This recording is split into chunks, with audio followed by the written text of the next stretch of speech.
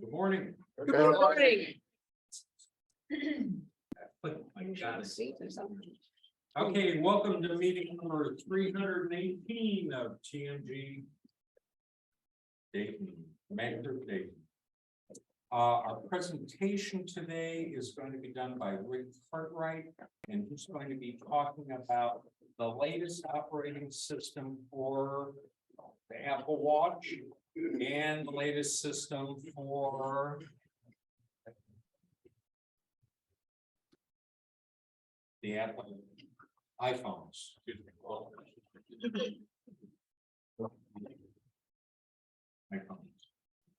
I've had lots of coffee, but I'm still not awake.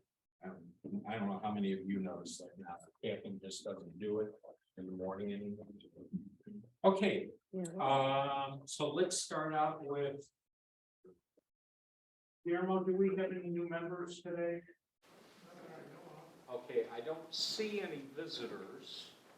If you're a visitor, okay, no visitors. Okay, so we'll just move forward then. News items. Anybody have any news items they want to share with the members? Going once, going twice. Okay, I'll just mention something, and that is Apple as a company is doing just fine. Okay. Ignore what the pundits on the financial channels are saying about, Apple, they reduced the number of iPhone 14 Pros that they were going to have made. Okay, well, I would just remind you that the suppliers always want Apple to ask more of them because they make more money then. And Apple is really good at figuring out demand and supply now. It's not like in the days when Steve Jobs was making Macintoshes down in Texas. So don't worry about that, okay? So with that said, Apple as a company is strong, vibrant, and they seem to have some new products that they're working on that are going to surprise us again. I always like Apple surprises. They're usually pretty good. I wish they'd issue some software without bugs in it. That would surprise me. Okay. Think about how different it is now than it was 11 years ago, 12 years ago when Steve Jobs started. They have an operating system for the watch. They have an operating system for the iPhones. They have an operating system for their tablets. They have an operating system for their laptops and desktop devices. And they're trying to make the things more coherent and like each other, which I always thought was a mistake. Treat a desktop like a desktop, treat the laptop like a laptop. But that means that they've got more minions running around, and you don't have the nitpickers there anymore. The nitpickers were a group of Apple employees selected by Steve Jobs to be his Minions. well, basically they knew what he would say in a meeting. And so they'd be looking at the project like an operating system, and they'd say, wait a minute, how come it says I've got this much free space here, but when I look over here, it gives me a different number? No, interface has to be consistent. Or they'd be the ones that would come in and say, wait a minute, no. The Apple interface is this. Don't have this other, don't give me cancel, I don't know, okay. It's either cancel or okay, stick with the interface. Well, those folks are long gone, they've retired. So that means you start to see these interface discontinuities creep in, which is a bad thing for people like me who don't want to have to learn new stuff if they can avoid it. Okay, so with that said, anybody else? One more time. Yes, Greg. Is on the larger size iPhone, there's a new one. It's the lowest cost of the group. I just found it yesterday. Okay. 14 Pro. 14 Pro. Yeah. 14 Pro. Yeah. Okay. Also the best battery life. Yeah. Yep. There's one other thing about the new iPhone. if you go out to the iFixit site, they gave it one of the highest repairability scores because if you want to open up one of the new iPhones, instead of having to have it sit on the heating pad for several hours to loosen the glue so you can pry the pieces apart, there are 2 screws that you undo, and it will then allow you to remove the back and the front. So you can get to the innards very quickly, or you could replace a back or front very quickly, like a cracked front. So Apple is really, now that they've started that repair it yourself program, they really seem to be getting into, not just making these things incredibly recyclable, but also incredibly repairable, which is a good thing. I'm hoping they'll do that as they move forward with the tablets and with the laptops and with the desktops. Okay, so with that said, we'll move on to the next one, since we have no other news items. Dan, you want to give us a HomeKit minute? Okay. Might be a couple of minutes. Okay, that's good.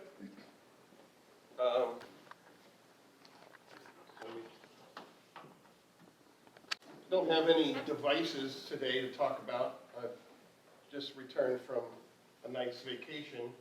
But, one of the nice things about having your HomeKit stuff set up is that you can monitor your home from a distance. And so I thought I'd just kind of go back to the basics as far as setting up HomeKit. Now, you don't necessarily need a lot of complexity. I mean, so what the basic system component would be an iPhone or an iPad, at least one device, and a Wi-Fi system at your home. That would be the minimal components that you would need to get involved with a HomeKit. So you could have a smart switch or a camera or anything else, just one device, that's all you need. Apple's originally, you had all your devices. Before HomeKit, I should say, you had your devices and you had apps for those devices. Apple decided to come out with HomeKit. I can't remember the year, but it was probably like 2013, to aggregate all of these different interfaces into one device. And while you have your Amazon and Google devices, the one benefit that you have with HomeKit is Apple's security system. It's built into it. It's very robust as far as outsiders can't hack into your system. The benefit of the HomeKit is that you're in the Apple environment. The one thing that I talked about being away on vacation and being able to remotely access all of my devices, that's a little bit, and that's sort of the next step. To get to that point, you have to have a hub. And now that hub could be either a iPad or an Apple TV or a HomePod. HomePods are the smart speakers, whether it's the first generation, which are a little bigger, or the minis that they have out now, which are the little small orbs. That allows you to access your system from any point that you have internet access. So you can see on the screen, that's my home right now. I've got my two cameras, and you can set up all your devices, and you associate your devices with the room that they're in. So, I have things that are on the driveway, you have things in the backyard, in the side, in the garage, back porch, all the different locations. And then at the top in the interface, you have your scenes, which are a variation creation of controls that do more, that affect more than one device at any time. So you could have a scene, so I've got this one that's right there, it says good night. So every night at 11:45, it turns off all my exterior lights, all my interior lights, and because I know at that point, everybody's gonna be in bed. Sometimes it doesn't work that way, sometimes you're up late, but you know, you get an idea when the lights go out, it's time to go to bed. But, so while I was away on vacation, the house looked pretty much normal. It didn't have to worry about people thinking that I wasn't home because everything looked normal. You're not sure. And then I could also monitor my cameras from remote and see who was coming. You know, the postman would show up at his normal time every day, or our house, the person who was watching our house would show up at the front door, and I could see him on the doorbell. But to do that, you would need a hub, like I said. So the important thing about a hub is that it doesn't want to be a device that would be outside of, you know, you can't make your phone into a hub because you obviously would be carrying that with you. You would be outside of your house Wi-Fi, and so you would need something that would always be in place, whether it's an iPad, an Apple TV, or a HomePod. So those are the basic components, and I just wanted to review that, get back to some basics this week, or this month, and talk about just the, you know, sort of the getting started mode. So if you still haven't gotten involved in HomeKit devices, I encourage you to do so. It's convenient, makes things a lot easier to automate things and control your home from a distance. So, any questions? Just, yeah. What type of speed do you need on the Wi-Fi? You know, since I'm in cellular mode over Wi-Fi, you know, do you need more than 6 megabits a second? Are you speaking of device, your Wi-Fi at your house, or? Yeah, the Wi-Fi from the house to the cloud or whatever. Not a lot of data. No, it's probably most of the devices rely on a 2 gigahertz backbone instead of 5 gigahertz. So that would probably be more important than the actual speed. So 2 gigahertz for for each camera.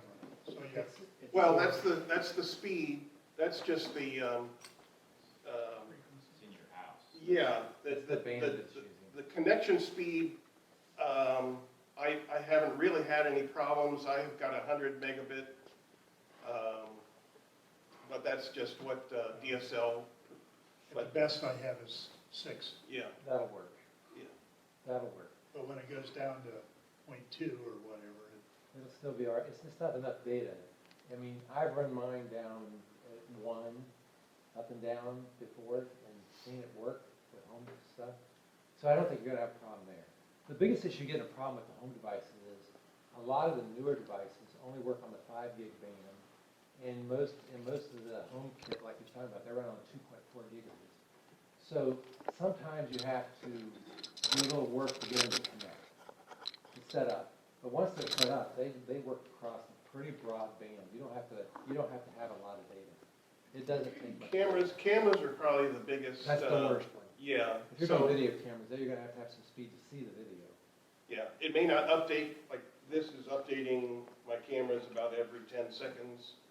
So it just might extend that update time to 20 or 30 seconds. Or not be very good resolution. Yeah. Your picture may be kind of not real good. But if you're not using a camera, if you're just looking at your doors and your lights, whether they're on or off, it's not gonna be much. Any other questions? Yes. Is this the hub like you're talking about? Is that? That could function as a hub. There's a settings in the device that you can designate a hub on the HomePods. What do you recommend then? for the hub? I prefer Apple TVs.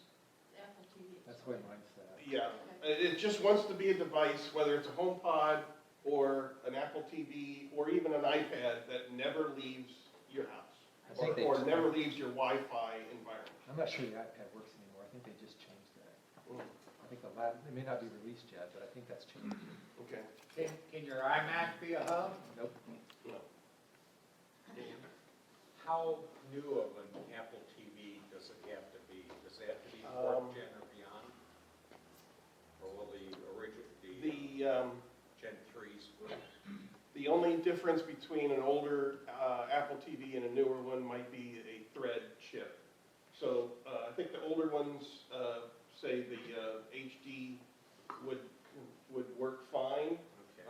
I have a 4K Apple TV that would also, thread is sort of the Apple environment that they want to, use to communicate to all their devices rather than Bluetooth or Wi-Fi. That will eventually spread to more and more devices, but Thread will almost not guarantee, but get you better connection and better capabilities, once that is more common. So,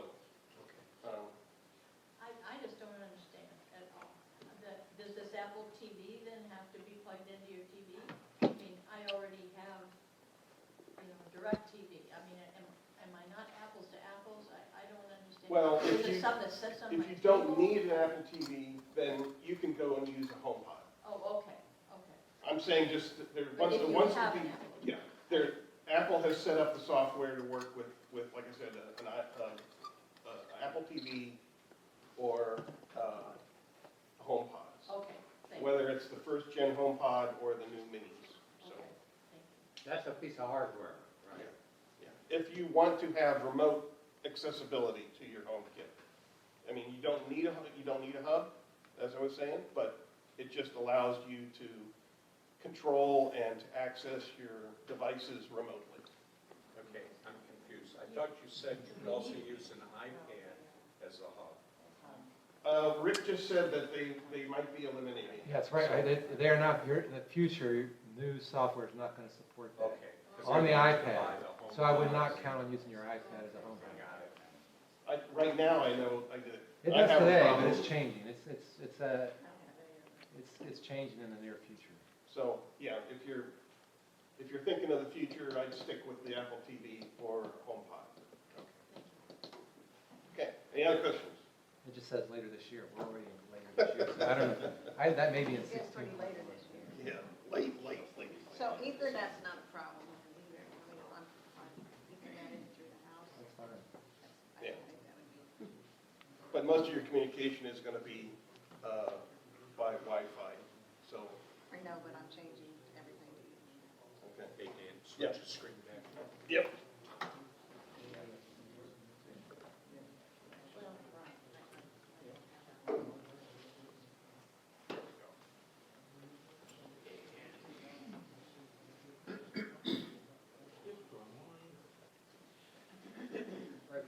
Okay, so next thing would be freebies wanted for sale.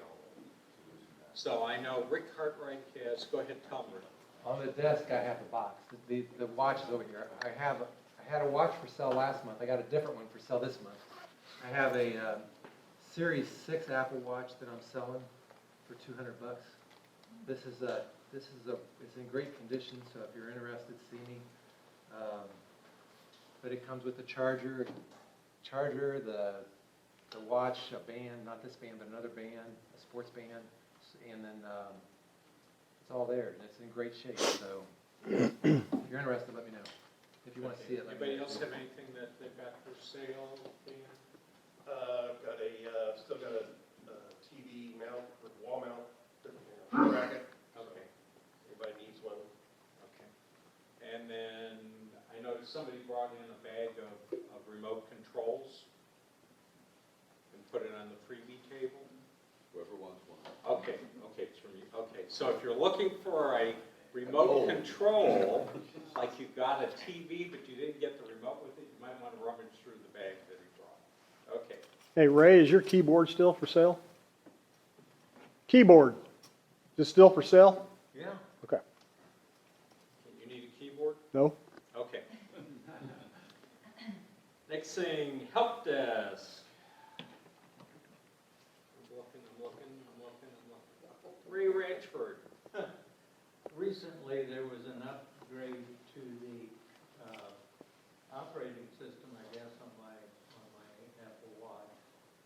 and I lost a favorite watch face. And is there any way that I can somehow go back one generation and get the one I want? Oh God, he's shaking his head. If the watch face, if the watch face, if the watch face still exists, you could go load it again and just recreate it.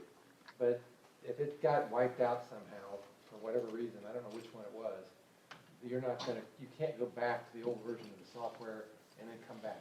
There's no way to do that. Yeah, it's only the watch face that was in the modular group, and The modular's still there, so you the should be able to recreate. modular's still there, but they changed it. Well, you can, And I can't get the thing, what it was a situation that I could be sitting here and say, God, what day is it? And bingo, I got it right now. What's the temperature outside? I had all those things that I referred to quite often. And then I had other watch faces that did other things that I wanted, but I didn't want them to be a nuisance. Oh, well. sorry. Maybe they'll do it again, and I'll have something even better. What do they call those extra little things you can add? Complications. Combinations. Complications. I've noticed that the ability to edit a watch face is much more powerful and complex at the same time. Yep. So it might be just a case that you pick a modular face and then edit to get the combination you want.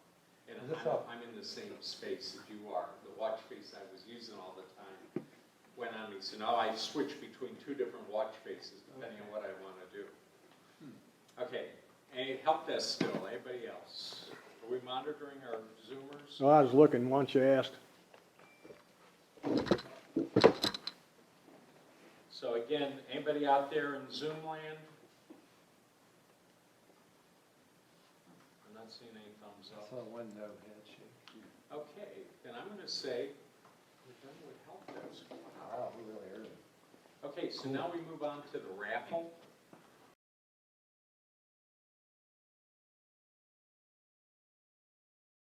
So I'm going to turn the meeting over to Rick for him to do the presentation of the month. Hi. I am nervous about this one for some reason because there's so much stuff. I don't know how I will possibly be able to tell you everything about all the changes. So what I'm going to try to do is highlight the things that I thought you might most like to hear about. If there's other features you've heard rumors about that you want to talk about, happy to talk about them. But I'm going to hit the things that I think are most significant for you. And I'm not going to do any live demos because I want the people online to be able to see things. So I tried to make slides that show pictures of everything. If you want to see a demo of a particular feature at the end, I'll put that up on the screen and show it to you how it works live. So this is the versions that this is. It's WatchOS 9, which is the latest release. They're working on a new beta that's going to release soon for the watch. And it's 16.1 or 16.02 for some of this. 16.1 is in beta. So there's a couple screenshots that are from the beta, but it looks the same as 16.02. So if you've updated your phones, has everybody updated their phones yet? Yeah. You should be on 16 point something. 02 is what you should be on because it fixes some big bugs. How do you know? You have to go into, well, on there you go into About. So you go into Settings, General, About. Same thing on the watch, on the phone. And it'll tell you what version you're on.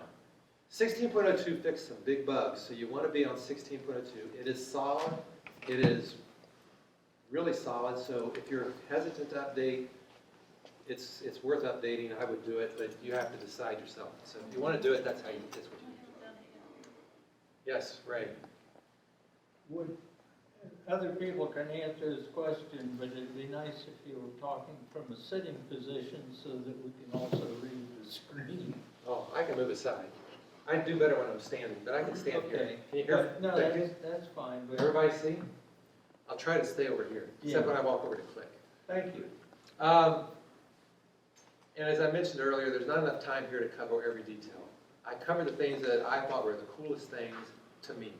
They may not be cool to everybody, but they're things that I thought was pretty cool. So I'm going to try to hit on those and that I thought brought value. So let me know what you think as we go through this. Okay, we're going to start with the watch. I'm gonna spend a little bit of time on the watch first, and then we'll go into iOS after the watch. The big changes on the watch this year were about workouts and health and fitness. They changed the workout screens significantly. How many have used the workout screens on the watch to track a workout? If you look at these on the new screens, they added new screens to that workout function. You may not even know they're there. Normally, when you go into a workout on the watch, you see this screen right here when you're in a workout. Right. If you scroll to the, if you flip the thing over, you would see the screen like this that said you could end your workout. And if you scroll the other way, you saw this screen that let you change the volume of what you were hearing if you were listening to music or something like that. They added 2 new screens and added more data to what you see in the workout. So you get 5 screens now instead of 3. And the extra screens show you workout details depending on what kind of workout you're doing. And these can be customized too, by the way. You can modify what's on these screens. This is a workout I was doing on, I think I was on an elliptical. And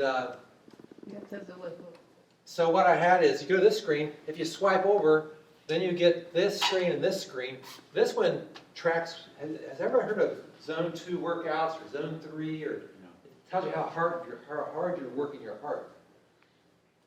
There's a lot of people that talk about you want to train in zone 2. You want to be in zone 2 because that's where you burn the most fat. I'm not going to get into that today. But the watch actually tracks where you're at in your workout zone. And it's got zone 1, 2, 3, 4, and 5. And you're sitting there working out, and you're starting to get sweaty, you know, and you can hardly breathe. Now it says all of a sudden you're in zone 4 or 5. That's too high. You want to tone it down. So it tells you what zone you're in at a particular moment in time. So if you swipe over to that screen, you can see what zone you're in your workout, and you can slow down if you need to slow down to get back into zone 2, or speed up if you need to get more heart rate. So it's kind of nice. They brought a whole new set of features to this thing to give you that zone of workout. And also, when you're looking at that, it shows you what your heart rate is, how long you've been in the zone, in that particular zone, and it's all right there in front of you so you can see where you're at. I like that. I like it a lot. Now, not every workout has that screen. Some workouts have different screens. But you can, like I said, customize these screens. I'm not going to get into how to do that today. If you're interested, I can point you in the right direction if you email me or text me. But it's really cool how they did that. The other thing they did is, if you do the workouts on your watch, the one thing I used to complain about, I could never see where my circles were. You know those circles on the watch that tell you how far you're making progress on your workouts for the day? I had to get out of the workout mode and go over to the activity app and see what my circles look like because I wanted to know where I was at. Well, now they just put that right on one of these screens. So you just swipe across and bang, it's right there. So you get this screen that shows you where your circles currently are while you're working out without getting out of the workout mode. So they added that capability. And almost every workout I've tried has that capability. They also added some new workouts. I'm not going to go through every new workout, but if you're into triathlons, anybody here doing triathlons? I kind of doubt it, but if you are, they added a triathlon tracker in here that can track all 3, running, biking, and swimming, all as one combined workout for triathletes. So if you decide to be a triathlon person, let me know, because I want to know how it goes. Are you saying you can swim with this watch? Oh, yeah.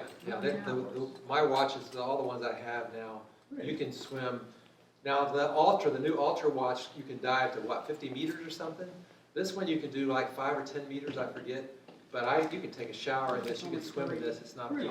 How So I much? could swim my laps? It's only 3 meters, isn't it, on the? I don't remember. I don't have a clue. But yeah, you can swim with this, shower with it. It's What waterproof. version, yes, to Yeah, as long as clear back to version 3. 4 and up, and pretty Now, deep. you could swim with the 3, because I The did. 3 you could, but it wasn't as deep as the 4, as I recall it. I may be wrong. I'm doing laps, I'm not diving.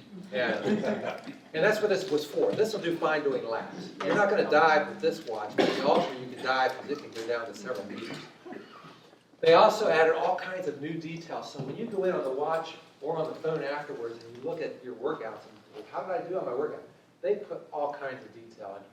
I put a couple screens up here showing some of the extra details. This one here shows During that workout, I was in zone 2, 9 minutes and 59 seconds. I was in zone 1 for 33 seconds. It was a short workout, I just did this to get the picture. But it gives you all those extra details. It tells you information about the workout you just completed. This is all new stuff that wasn't there before. It just said you worked out for how long. Excuse me, Yes. I just checked my workout, and the thing that shows up is for running. Nothing else shows up, but I think it says you're supposed to set this up on your iPhone or your Yeah, computer to give you these options, Yes, you can modify them on your phone. Yeah. or you can modify them on your phone. I don't see that as an option on mine, but don't stop. We'll come back to that, I'll show you when we're done. Okay. Don't let me forget. You can also do things like, this is a hiking workout.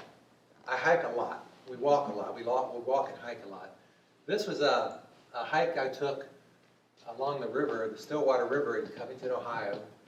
And it tells my elevation gains. You can see my elevation as I was going up and down the trail. You can see what my heart rate was. It varied from 69 to 100, so I didn't really work up a heart. I was taking pictures, so I wasn't working up much of a heart rate. This was a picture on a map, shows where I walked so I can actually see what it looked like.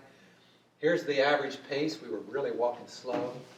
And so you can see all those details. And this is a map view that just shows just the map by itself. But you get the idea. There's just this new level of detail that you can access. Most of it on the phone after the hike's over with, but you can see what it looks like. There's also a new feature on all the new Apple Watches with this version of the operating system that allows you to leave breadcrumbs so you can retrack your path. Let's suppose you go on a hike in the Smokies and you get lost.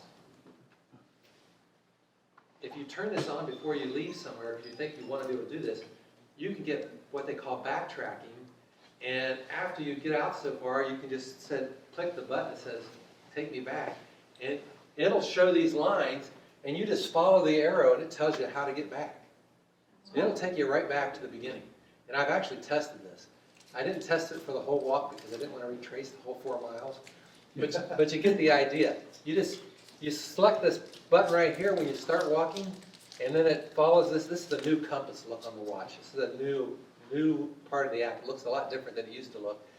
But it'll actually take you back. This shows you where you want to go, and you want to get this arrow, be up in here, and it'll take you right back to the beginning of the route. It's really cool.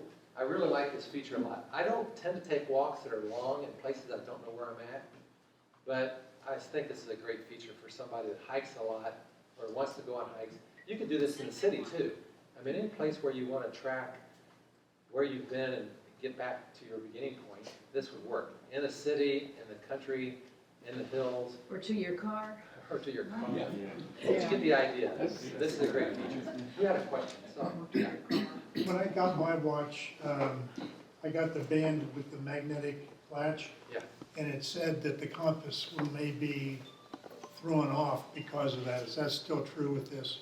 It would be true if it's throwing your compass. I would go out and try it with the magnet, see if it's strong enough to be a problem. I have got that band, one of those bands. I've never had a problem with it, but it may depend on how far around, how close the magnet is to the watch. I just have to try it. When I looked at the compass at home or something like that, it looked like it was off. But Then it may be off. So anyway, that's the compass and backtrack. It's a cool feature. This is new. I really like it a lot. This one is really cool if you take any medications. So let's suppose you have a handful of medications you have to take on a daily basis. You can set this app up on your phone to work on your watch, and you can tell it what medications you take, what your schedule is for taking them. You can even go in here and tell it what the pill looks like. So and I'll show you a picture of that in a minute. So you tell it what the pill looks like, so it helps you identify which pill you're supposed to take, when you're supposed to take it. So it'll come up, and not only does it tell you when, but it tells you what the pill looks like. I don't know what it, so this is the screens that use during setup. So in this case, they're showing an example. This is Tylenol, ibuprofen. These are already in the library. Tells about all the interactions. What are the interactions with various apps with each other? It tells you all the features, information, what you need to know about the interactions, what's serious, what you need to think about. You won't want to take alcohol with the ibuprofen or with the Tylenol. And then all kinds of factors about the medication. Then, in the next screen, you tell it what the pill looks like, and whether it's a capsule, whether it's an injectable solution, whether it's a tablet, whatever, and you put all this stuff in. I don't take any medication, so I haven't used this, but I have talked to people that have, and they really love this feature. Really excited. And I think this is going to help a lot of people, because people sometimes struggle with remembering when to take their medications. And this is going to be on your wrist. Once you set it up, it's going to come up on your watch and tell you what you should be taking when it's time to take a pill. And so that can be really valuable. Yes. Wrap my wrist. So this really isn't for supplements, it's just. You can use it that way if you want. You can put anything in here you want.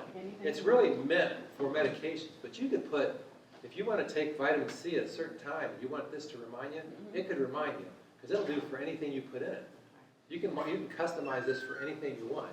It's real intent is to help people with medications that are important for their life, which the supplement might be for you. So I haven't thought about using it for my supplements, but maybe someday I'll do that. I mean, I take a vitamin pill, maybe I do that. Yeah, right. I've got it on my phone. Where do I find that? Once you go into the setup and start going through it, this will come up. It's down further in the setup. You have to get down into it, select a pill. It's just through the sequence. You select what you want to take. You got to get through multiple screens to get to this. Okay. Yes, So if you have all this on your phone, why do I need to watch? because the intent is it's on your wrist where you're going to see it all the time. The watch is the delivery mechanism. The phone is just the configuration setup. In your purse. Yeah, you may not have the phone with you all the time. You may have the phone sitting on a table somewhere, but this is going to be strapped to your wrist. That's the logic.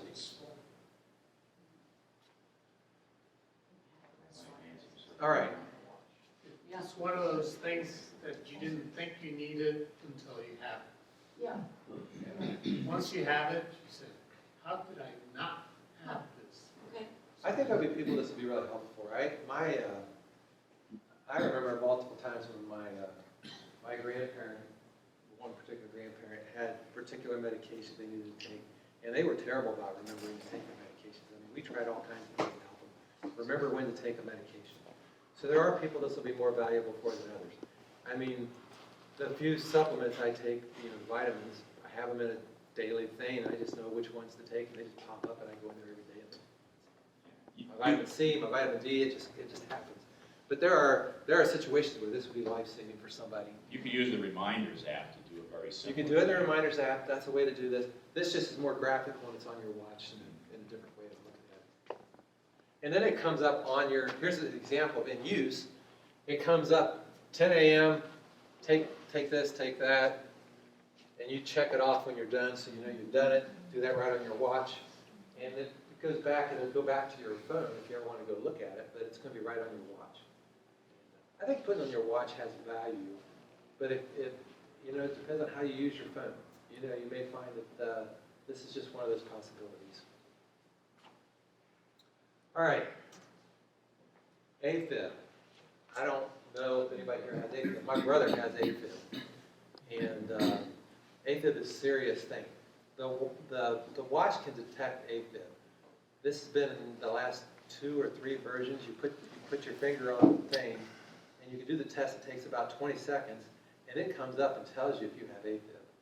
And it has saved a lot of people's life because people didn't know they had AFib. The watch told them that they probably have AFib. You can take a PDF, generate a PDF, take it into your doc. He can look at the trace in your heart rate and tell you if you got AFib or not. But the watch actually tells you if you have AFib or not. That's been there for a while, 3 years, I think. They added a new feature now. Suppose you do have AFib and you already know you have AFib. There's something important about tracing that and watching it over time, historically, to know what's happening over the course of a week or 2 weeks or whatever. So they added historic data to the AFib capability. So now, not only do they tell you you've got AFib or don't have AFib, it can look at it, how are you doing historically over time with your AFib?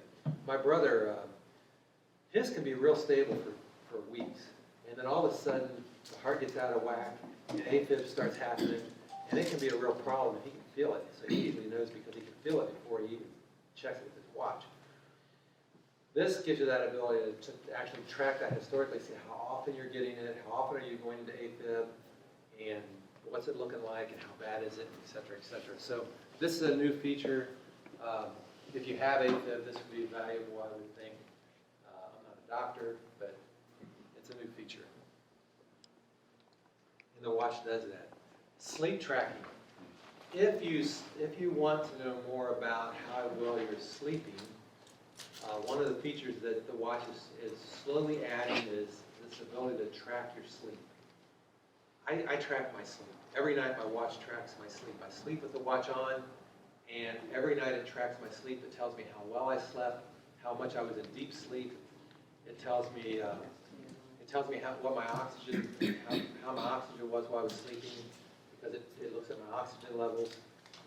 It tells me what my respiratory rate was while I'm sleeping, and I can look at that and get all that information the next morning. And valuable or not valuable, I'm an engineer, so I love the capability. Never enough data. But if you have problems with sleep, this has some extra value because then you can actually see how you're doing. Yeah, Ray, and then go to the back. I have a CPAP machine, Yeah. and what you're talking about is interesting to me. The question's gonna be, when do you charge your watch? Because half the time mine will run out of electricity overnight. That's because he has two I have two watches. right now. That's why I'm selling one of them. But the thing is, I know a lot of people do this. You have to plan times, like while you're eating dinner or while you're eating lunch, stick it on the charger for a while. I mean, when I've had to sleep, when I was using just one watch, I would just charge it at certain times during the day when I knew I was going to be sitting down for a little while and get enough charge in it. You know, you have to think about, when do I charge my watch? Charge it while you're taking a shower, charge it while you've got it off your arm for some other reason. And it don't take a long time to get to 80%. The newer watches, the Series 7 and 8, actually have a fast charging mode that really is fast. I'm amazed from almost out of electricity to fully charged, how fast it is. Yeah, it can do that in like 45 minutes. It's really incredible how fast it can charge. Okay. thank you. So you just have to think about when you're going to charge your watch.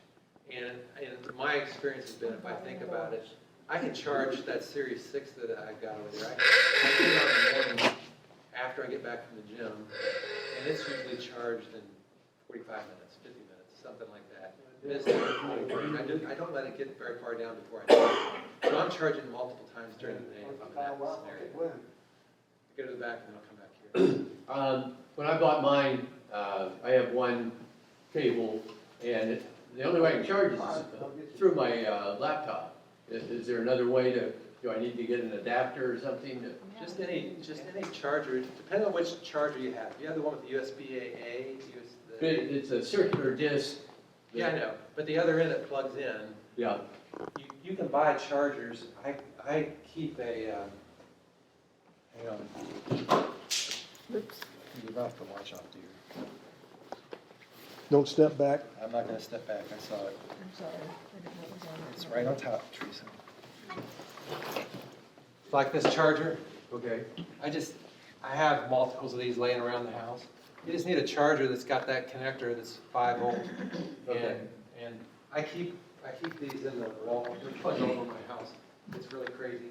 But this is the way, I never plug it into my computer, I plug it in one of these Okay. bricks. So they work really good. Where's the cord? It's got a cord that has the adapter on it to plug the watch in. It's got a little round, I'll show you what it looks like. Yeah. But it plugs in and it's really good. Yeah. The one thing, I got lost for a second on, are we talking about the operating system or the latest watch right now? This is the operating system. I'm not gonna spend much time on the new watch, but it uses that capability. This is the operating system. I don't know where it's at, it's in there somewhere. What? Hey, Rick, Oh, it's on top. What do you have? Yes, Bill. I just wanted to add something. Just recently bought a MacBook Air for my wife, and you had a choice of 2 different chargers. One that would be a fast charger that had one USB-C outlet on it, and one that would be slower, but it had 2. We went for the one with 2 because she's charging her watch, she's charging her iPad or MacBook Air. So that's something else to look for. Yeah, in fact, there's a real big thing going on right now with Apple. If you watch what's happening, they are adding fast charging capabilities to various devices. So for example, on the last 2 generations of iPhone, they allow for fast charging if you have a charger that will support it. So for example, on the current iPhone and the 13 and the 14, if you have a 30-watt charger, you can fast charge your iPhone. But if you have a 20-watt charger, you can't fast charge it. It'll take a lot longer. And so you just have to know what the wattage is of your charger. And I've actually got a monitoring device that I can monitor the current. I can see this happening. I can show you pictures of it. It's crazy. Fast charging is so much faster. I can charge my iPhone really fast if I'm using fast charge. Now, it heats the battery a little more, which probably slightly lowers the life of my battery, maybe. But it's incredible how fast it'll charge. Yeah, Bill?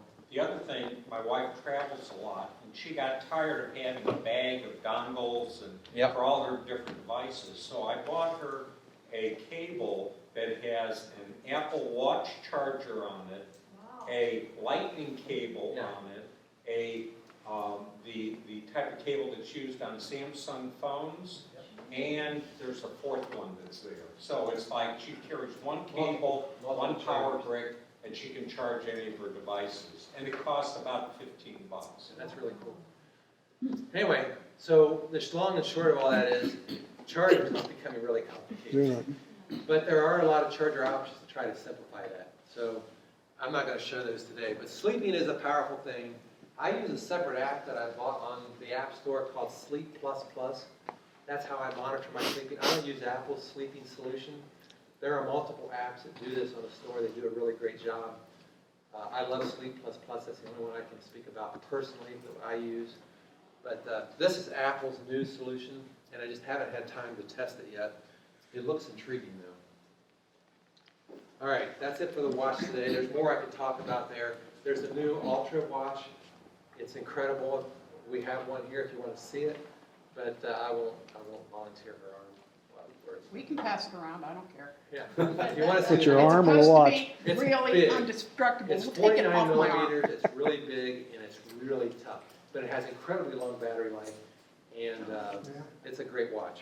It's just, it costs $800, round numbers, and there's only one option you can get, $800. And I love it. I'm Is it going the to get same one myself. size, face-wise? as It's the- bigger, No, it's much bigger, bigger. it's thicker, it's coming around, but No, it the will reason I last, wondered is 'cause I've gotten 53 hours out of it. All right. So now let's move on because in time I want to keep moving. We're going to iOS unless there's any other watch questions before we move on. I think we went pretty good on the watch. There's a few other features that are coming, but that are there. I'm not going to get into those because I didn't think they were as big a deal. Okay, the first feature I want to talk about on iOS is the new lock screen. The lock screen is the screen that comes up when you first turn your watch on, your phone, let's say watch for the next 5 minutes. When you first turn on your phone, you pull it up and look at it, it's locked before you do Face ID or Touch ID or whatever to unlock your phone. It's in that lock mode, and this is the screen that comes up. They've modified this screen dramatically. You can do all kinds of cool things with this screen. One of the things you can do is you can change the background. This is 3 different lock screens that I have on my phone. I have more than that. You can have a couple hundred of them. I don't know why you would want 200, but if you want 200, have at it. So these are pictures right out of my photo library, and they don't look really good on this lighting, but one is 3 of my granddaughters. This one is the weather screen. It takes the new weather app, and I'll talk about this a little bit later. There's a new weather app by Apple that's replacing Dark Sky, which they acquired. And this app, the background of that changes depending on what the weather conditions are. If it's raining outside, this screen's got rain on it. If it's cloudy outside, this screen has clouds. If it's nighttime outside, the screen is dark. It looks like the outdoor sky. So this screen changes with the weather. And it's in your lock screen, and you can make it your background screen for your wallpaper for your regular usage too. But I love what this does. And it just changes with the weather. So I don't even think about the weather necessarily. I look over at my phone, if it's got rain pictures, I know it's raining. And this is Teresa and I a long, long time ago. And I love what they do with this. I've got one of these screens that rotates through pictures of my granddaughters and grandsons. And it's got 15, 20 different pictures in there. And every time it locks and unlocks, it just changes the picture. And I get a lot of joy out of that because I love just looking over, and it's a different picture of my grandkids. I got one that's pictures of Teresa through the years, and it's just a whole bunch of pictures of her. And then over time, you see what I look like. And she wants to kill me sometimes when she sees some of those pictures. But you get the idea. That's the lock screen in the background. Yeah. The other thing they added was widgets. Well, what's a widget? A widget's a little app that runs that can make your phone do things. So there's this little row right here, and they could be different size widgets that do things or tell you things. For example, you could have a widget, and I have one. This one right here. This is a widget. Guess what that widget is? It's my current range for my watch. This tells me what my range status is on my watch. I had closed all my range this particular day, and this shows me what my range status is, and I just look right there on the front screen on my lock screen before I unlock my phone. It's right there and shows you the status. This next one over tells me the weather outside. So it's 50. This day it was 57 degrees, partly cloudy, and it changes over the course of the day. This one's just a picture. I was playing with an app trying to put a picture on it. Ignore that. And this one shows the battery status of my earbuds. So there's a whole bunch of these little widgets that you can put on your screen. Some of them are bigger and take up more space. The amount of them you can put depends on how big the widget is. You can put a widget up there that tells what's next on your calendar. You can put a widget that tells you what you have on your calendar for the next few hours. There's all kinds of widgets, and different apps are adding more widgets as it goes. So when you go in to edit these widgets, you get a big selection of all the widgets that's available, and you just pick them and put them right on your screen. It's really cool. Then you put the time. This is always there. It's the time. You can change the font, make it look a little different, change the color. I'm still not sure I like all the colors that I've used. And then the top, I've got one that tells how many calories I've burned, how many minutes I've exercised, what the date is. On this one here, you can't see it, but it tells how many steps I've taken. So there's a lot of different things you can put up on the display. And this is right on your lock screen. The new phone, the 14, has it always on display, which makes this even more interesting because now the display never goes off. So when my phone is sitting over here on the table, I just look over at it, and it's always putting this information right in front of me. On older phones, it was blank, so you have to touch it or move it, pick it up to get the screens to come up. But you can add all kinds of stuff to these lock screens. I'm really loving this. This is, to me, one of the coolest additions to the new version of iOS that there is. Questions before I move on, because there's so much here just with lock screens. You just have to play with it. I would just suggest you play with it. You can't break anything. You put some widgets in, you play with some things, change some colors, punch buttons. You'll find out it's really, really cool. Yeah. I was just saying, how do you find the weather thing fairly fast? The weather thing, if you've got iOS 14, you've got the weather app. So you go into customize. Oh, that's the latest operating. If you got iOS 14, iOS 16. 16 really, yes. Okay. If you got 16, at least iOS phone 14, yeah, 16, you push and hold the lock screen, then there's a button at the bottom that says customize, you click customize, and then you can do all this stuff. You just have to tap on the widget thing and it'll bring up all the options. Here's an example of all the widget options. I just wanted to pull up a few to show examples. So I went into customize, I tapped on widgets, and then it brought up all the added all the widgets that are available. Here's some that Apple thought I might like. And here's a long list of all the apps that have added widgets that I can put on my home screen, on my lock screen. So you'll have that capability on your device. And as developers add widgets, that list will just get longer and more interesting because there's going to be some cool stuff down here. That makes sense? All right. I'll be around for a few minutes afterwards because we're going to be done early, I think. And I'm happy to show you how to get in there if you can't find it. You can change fonts. You can attach we haven't talked about, we're not gonna today talk about focus modes, but iOS has this thing called focus mode. So you can have a mode that allows you to tell it what you're doing at the time and block everything else out. So I can, for example, have a focus mode, and I have one on my iPad called presenting.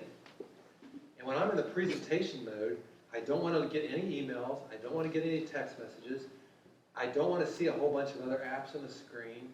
I only want certain things to be available to me. And I can attach that all to these focus modes. Well, the other thing this allows you to do, I can have a lock screen that's particular for a focus mode as well. So I could say, well, while I'm at work, I only want to see this particular lock screen with this particular set of widgets because I'm in the work mode. When I'm in this other mode of my life, when I'm hiking, I want to see a different lock screen. I want to see a different set of widgets. I want different people to be able to contact me. You get the idea of focus modes? It just allows you to tell that, let the phone work with you to only show you what you want to see when you're doing particular things. We're not going to go through that today, but there's just so much you can do with this.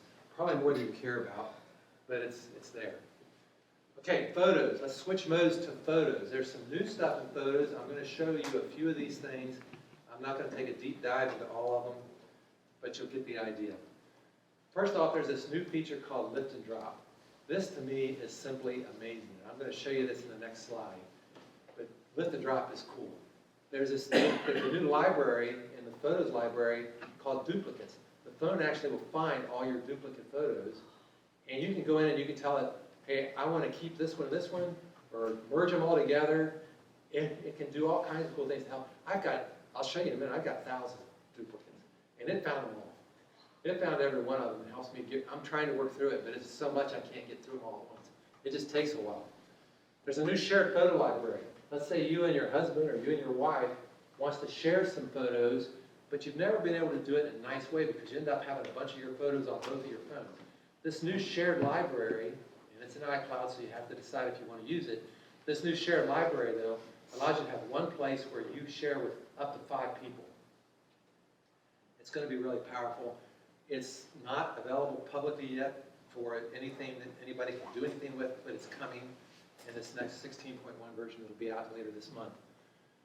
Translation of text. You could look at if that sign back there was in French, you can look at it with your phone and the camera, and it'll translate it for you. And so that's now in iOS, in the Photos app. And a bunch more stuff that I'm not going to be able to get into today. You can also take text. Let's say you take a picture and it's got a phone number in it, you want to call that number. With this capability, you can tap on the phone number in the picture and call the number. Oh. It's so cool. Or take some text out of it and take it over to Google and search for it. And you can do all that right from the photo screen after you take the picture. It is pretty incredible. This is lift and drop. Now, I'm going to tell you how simple this is. This is my grandson. This is the picture. You take your finger. I don't care which finger you use. You take your finger. You touch on the subject. In this case, I touched on Penn. His name is Penn. You see a shadow of an outline cover his picture. You lift your finger off. You go over to Messages or Notes or some app like that, and you hit Paste, and you get the picture on the right. That's it. It just takes it. It lifts out right out of the background. It takes whatever you want. I have a picture that I took. We had two Cavaliers, and they were sitting on the arm of the chair right beside each other, but the whole house was behind them.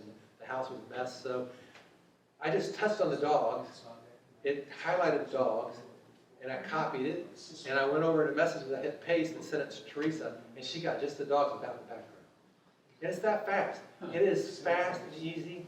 And it's already in your phone right now. And if you want to try it, you can try it when we're done here. And I can show you how to do it if you get stuck. But it's so easy and so fast. And it's lift and drop. It is, in my mind, one of those star features of this.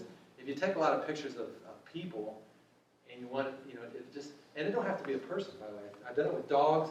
I've done it with objects. I've done it with trees. I've done it with all kinds of things.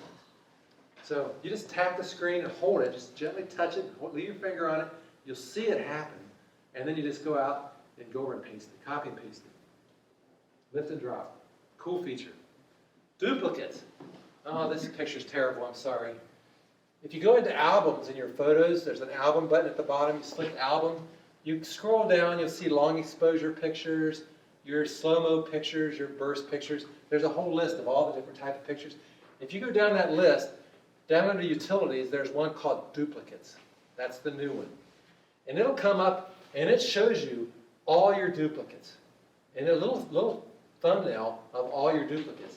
And some of you may have 5 or 6 times, some of you have 1. And it'll tell you right on the screen the size of the file. So you can get a feel for if they're exactly the same. Maybe one of them is a different resolution. Maybe one of them is something else is different about it.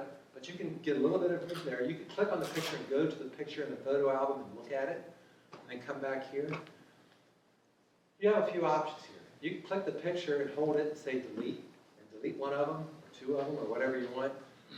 There's also this little, up at the top corner here, it says merge. That's a button.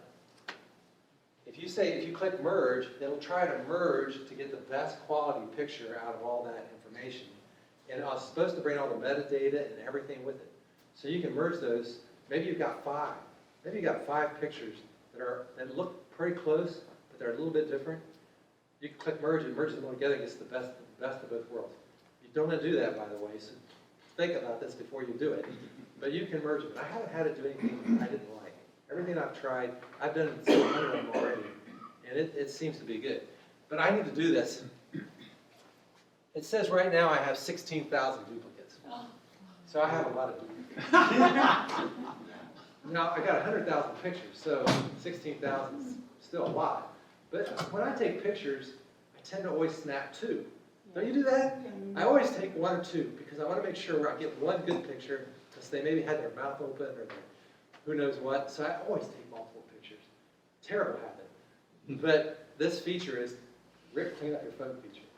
This is a big, big deal. Yes? So the new iPhone has a 40 megapixel camera. It's got, we can talk about that if you want. But, I mean, is that just gonna fill up your memory that much faster? Yes. Yeah. You don't have any option to go to a lower? Yes. The default is not the high resolution. Okay. They use this feature, I forget what they call it, they got a fancy name for it. What they usually do is they take quad something, where they take that high resolution and merge some of those pixels together to do what they call pixel bending, to take that down to 12 megapixels. So by default, it's still only going to store 12 megapixels. It's not going to store all 48. If you go into Pro Raw and take a Pro Raw feature, and you got to go in and know how to use that and turn it on, then you get the full resolution and all the data. And then it gets big and it takes up a lot of data. But you don't have to take it that way. You can, if you just use it in standard mode, it optimizes the picture to try to get the best video and the best lighting. Because what it's trying to do is extract more light, get more light by having more pixels per final pixel. And that works really good. It takes good pictures. But I'm kind of crazy. I use Pro Raw, so I'm going to have more memory problems than I already have. This duplicate thing, is it available on a Air? No, it's, well, Only on the phone? I can't tell you, I don't know if you know, Bill, but I don't know if it's in the new version of the OS for the Mac yet, but that's going to be later this month. Okay. I'm guessing it'll be there then. It's not there today, but I think it'll be there then. This is great. But this is on the iPhone today, and the iPad later this month, and I think on the Mac later this month, but I can't tell you for sure. But it's cool. This duplicate thing is very powerful. I've used other third-party apps to do the same thing, but now it's built right into the operating system. They did a couple things to mail that are interesting and powerful. One of the things is send later. So when you compose an email, you can actually tell it, instead of just clicking send now, you can click that and tell it to send at a later time. So you don't have to send at that very moment. Now, I don't know if you'll use that or not, and I haven't used it, so I can't tell you how good it is, but I know it's there. And it works. And if you click this link, if I go to this link, there's a little more information there. You can read about it if you want to try it. But it does work, and it's on the iPhone today. It'll be on the iPad and the Mac later this month. remind me, I have no pictures of this, but I've had this happen.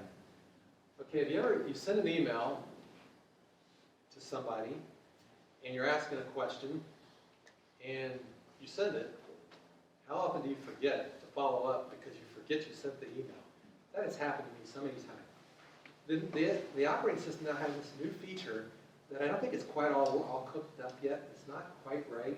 But what it does is, a few days later, that email pops up in your inbox with a little label that says, remember, or I don't remember the wording on it, but it actually reminds you to follow up on that email, which is pretty cool. I was working with Apple support on a problem I was having a couple weeks ago, and I had sent an email to my support person that was working on my problem, and I got the reminder. It said, hey, remember you sent this email and you wanted to follow up. Well, I thought it was an email from her, and I replied to it.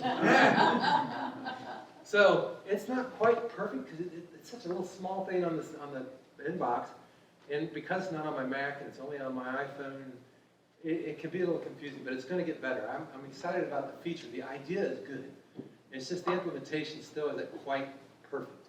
But you can. This is going to happen automatically unless you turn it off. And I don't have any screenshots. I tried to find one of the emails that had but they disappear after a while. They don't just stay in your inbox, they disappear. So I couldn't show you. Messages. Some new stuff on messages on the iPhone and iOS that are also going to be on the iPad and I assume will be in the Mac. The ability to edit, delete messages. Let's suppose I'm sending messages with somebody here and I have a typo. How many times do you have typos in messages? I have this all the time. Well, now you can go in, click on the message, click edit. This little box comes up. It looks like this. Reply, undo, send, edit, copy. You have to do this pretty fast. If you wait longer than, I think it's 5 minutes or something, you can't do some of this. But if you click edit, then you can go in and modify it and click the check mark, and it updates it, sends it out again. Edits it. And it really is really nice. I'm loving this.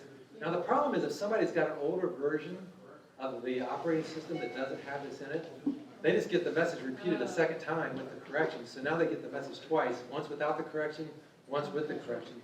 So they'll see it twice. But if they have the updated operating system, they see your edits. And it says edited. And they can click that and see what the edits were. You can also delete a message. If I send a message to Bill and said, Bill, how about buying my lunch tomorrow? Oh, I didn't want to send that to Bill. I can delete it, and the message kind of explodes on the screen and disappears. It's funny, it's very animated. So the message explodes on the screen and disappears. And if he's got the new operating system, he won't see it. If he's got an older version or he's on Android, he's still going to see the message. So you have to think a little bit about who you may be sending that to. If they're on an old version of the operating system, you may be thinking you deleted something that you may not be deleting. Proofread. Yeah. Before you send. Okay, I love this feature.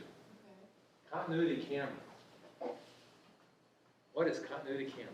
Continuity camera lets you use your iPhone as a camera for your Mac when you're doing video calls on whatever system. So like Zoom or FaceTime. You can actually take and you set your phone. I forget who's selling. Logitech, I think, is selling a bracket that you can set on the top of your Mac, and it'll hold it on. There's others out there. I did it with a tripod. You put your phone in there, and it connects wirelessly right to your Mac, and it behaves like your camera. So instead of using the camera in your Mac, they're not always really good. This gets you a high-quality camera connected right into the software, and you use your iPhone for that camera instead of your Mac camera. Why would you want to do that? It's strictly a quality issue. The quality of the iPhone camera is amazing. And this gives you great camera quality. Your video looks super great. And you just use your iPhone. And that's with any desktop, doesn't have to be a laptop. It can work with any as long as it's got Mac OS. It's got to be the version that's current or the upcoming version. I think it's got to be the new. It's got to be it's after the release later this month. No, it's going to have to be later this month. It'll come to me in a minute. The version later this month. But this is cool. It really works. I have used it. I have tested this. It does work. And you don't get a double on your Zoom meeting or anything? No. Okay. You just use your phone as your camera. Okay. And it works great. There's third-party software out there that does the same thing, that works pretty good, I've used that too, but this is really incredible. And it's got some capability that I didn't describe here. But let's suppose you've got on your desk something that you want to show people as part of that presentation. It uses the wide-angle lens, and it sees what's on the desk, and can pull that up right on the screen so you can use that as part of the tool to show somebody how to do something. So it's going to be pretty interesting to watch this. Maybe down the road we'll do a demo of this where you can see it work, but it's pretty cool. And that's what it's called, continuity camera. And you'll hear more about that, I'm sure. I know people that are using it regularly right now in beta, and it's pretty cool. Oh, great. Apple Maps. Apple Maps has always had this one glaring deficiency, and it was called multiple stops. So you're driving down the road, and you decide in the middle of your drive, hey, I need to go over to the dry cleaners to pick up Joe's suit or whatever. Problem is, now you got to get out of your map thing, go to a new location, then after you're done there, you got to reroute to the other location. It didn't have the ability to do that. Now you can go right in and add multiple stops along your way, and it does it all automatically. I used this feature. We drove, I had the beta on the phone back on our last trip when we drove west this summer, and I used this feature multiple times. We'd be cruising down I-80, and I look on the map. I said, I went and find a gas station. I went into this screen. I said, add a stop, gas station. And it gave me a list of all the gas stations for the next 100 miles or something. I picked the one I want, punched it. I could have found the gas station easier, but I just loved using the feature. And it worked. It worked perfectly every time. Same thing for food, same thing for a whole list of options. And this is something they added that really needed to be added, so I'm really excited they added that. And it works. This is one you'll probably use if you use maps at all. Weather. Weather. Does anybody use dark sky? Anybody heard of dark sky is going away at the end of this year. In fact, you can't get it on the App Store already. They took it off the App Store. Apple bought dark sky 2 years ago, approximately, and they want to integrate it right into the operating system or into their own version of an app.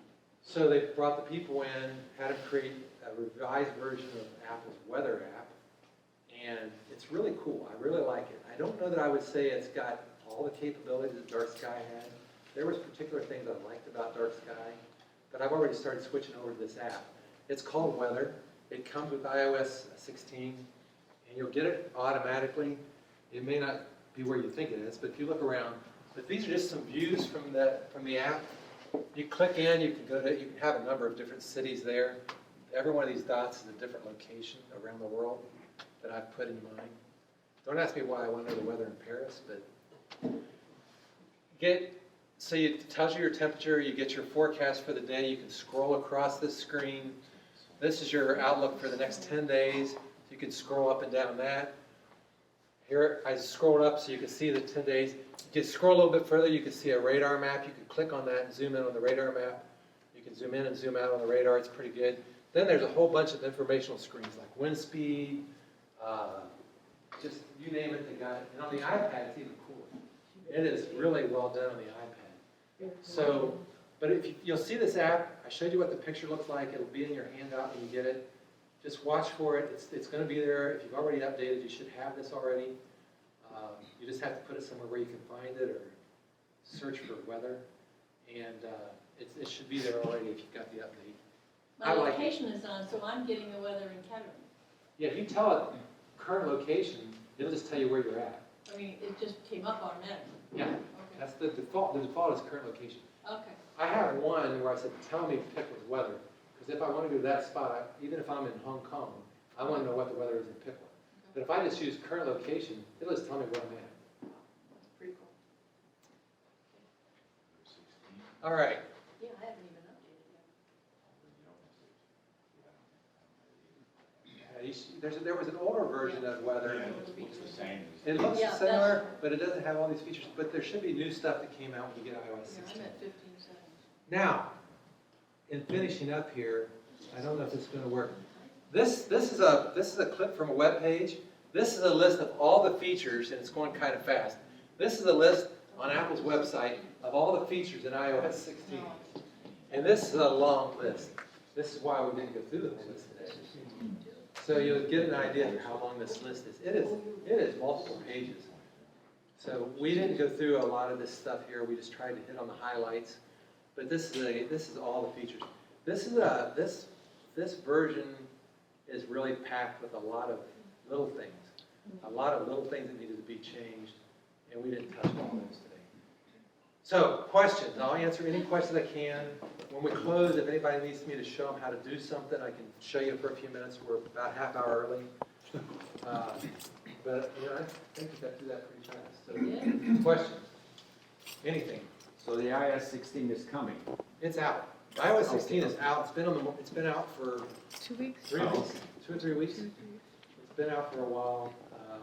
And version 16.02 is the current one. That's what you want. And 16.1 will be out in about 2 to 3 weeks. And it'll fix some new things and add some more stuff that's not there yet that we'll get into some other time. But it's coming pretty quick. And the watchOS 9 is already out, and 9.1 will be out in about 2 or 3 weeks as well. It just fixes some bugs. Well, if I'm gonna update my watch, do I just, You go in on your phone. yeah, You can do this on the watch too. You go into Settings, General, Software Update. yeah. And click Update, and it'll take it a while. Has Mine to be on usually, the charger. usually takes. The watch has to be You on want to the be on the charger. charger. You can do the download before you put it on the charger, but after that, you want it on the charger. So I would just put it on the charger at the beginning and let it do it. Settings, General, Software Update. Inside the watch app. I was playing with this instead of listening to 16.0.2. Yep, that's the latest. That's the latest, okay. Other questions? Yes. How do I change this from centigrade to Fahrenheit? There's a setting. Are you in the weather, is that the weather app? I'm sorry? The weather app? Yeah. Yeah, there's a settings area. You gotta click settings. Inside settings, it's up in the upper, I don't remember which corner it's in. You go into settings, and there's a selection for degrees F or degrees C. Let me tell you where. Oh, the day. Like I said, if anybody needs to show me, we can do that. And 3 months later. It's at the bottom of the list. It'll That's be how long done. it's been. Some name of the We're list. still dealing with bugs. You'll get a PDF with all this stuff in it, except it won't have the video of the longer list. There's some links in there you can follow to sources and look at some of that and more information. And then, like I said, if you got a particular problem or a question, drop me an email or send me a text. It's fun. Hey, Rick. Yes, thanks, everybody. Thank you.